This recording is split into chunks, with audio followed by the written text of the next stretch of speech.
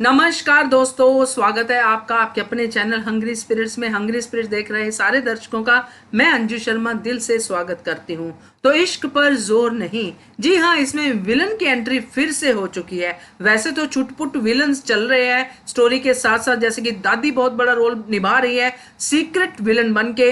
अब नया एंगल शुरू हुआ है रिया वाला, वो भी इस तरफ जाने की कोशिश में है। बट बड़ा विलन जो कि मयंक है, उसकी हो गई है एंट्री। जी हाँ, कल फिर से 6 महीने की स्टोरी जो आगे बढ़ी है उसमें मयंक की एंट्री हो गई है, और एंट्री होते ही हो गया है शुरू बवाल। और सोनू की चुप्पी ने खड़ा कर दिया है एक नया सवाल राज के मन में। तो क्या है ये बातें करते हैं, मगर पहले वही गुजारिश, जिन्होंने अभी तक चैनल को सब्सक्राइब नहीं किया है कर लीजिए, साथ में दोस्तों बेल आइकन दबाइएगा ताकि आपको हमारे वीडियोस के नोटिफिकेशन मिलते रहे।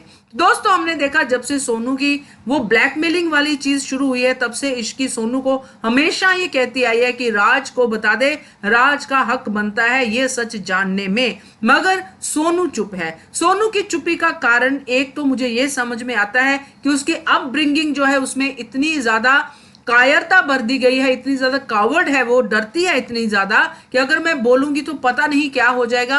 होते हैं दोस्तों, कुछ लोग ऐसे होते हैं जिनको बाय नेचर बचपन से ही ऐसा बताया जाता है कि अगर आप ये कर दोगे तो ऐसा हो जाएगा, तो वो हिम्मत ही नहीं कर पाते हैं बोलने की, जबकि वो चाहते हैं कि वो भी इश्की की तरह, ऐसी लड़कियों की तरह बोल्ड होके, आगे होके न्याय के हक में लड़े। तो ये सोनू नहीं कर पा रही है। ये करते करते उसने 6 महीने बिता दिए, नहीं बोल पाई, नहीं कह पाई, और उसने कहा कि जब भी चांस मिला मैं उस टाइम पे कुछ और आ गया, मैं नहीं बोल पाई। मगर इश्की का कहना भी सही है कि बताना जरूरी है। अब यहाँ पे मयंक आके एक और नया एंगल इसमें ला देता है कि जब उससे पूछा जाता है कि तूने इतनी देर से कोई मैसेज, कुछ मतलब तूने आपस में हम सब के साथ कोई रास्ता ही नहीं रखा, तो वो बड़ी सफाई से झूठ बोलता है कि मैंने सोनू को मैसेज किया था।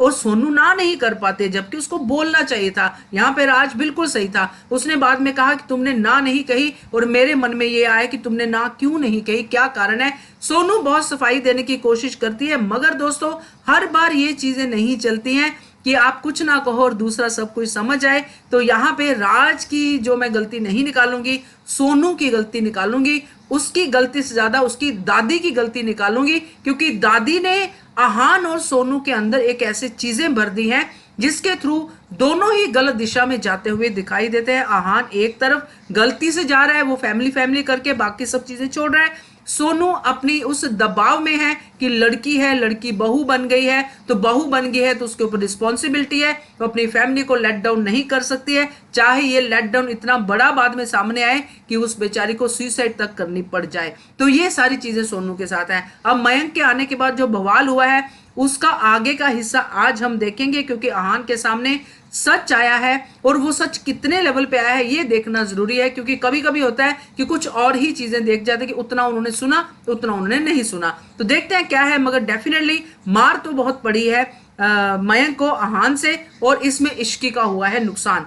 और सोनू की चुप्पी अब कब टूटेगी ये समझना बहुत जरूरी है, क्योंकि राज के मन में आ गया है शक कि सोनू क्यों है चुप। तो क्या कहते हो आप, क्या सोनू तोड़ पाएगी अपनी चुप्पी? आने वाले एपिसोड में जरूर कमेंट करके बताइएगा। देखते रहिए channel Hungry Spirits. Thank you so much. Subscribe to our channel by clicking the subscribe button. Click the bell button and enjoy the latest uploads from our channel.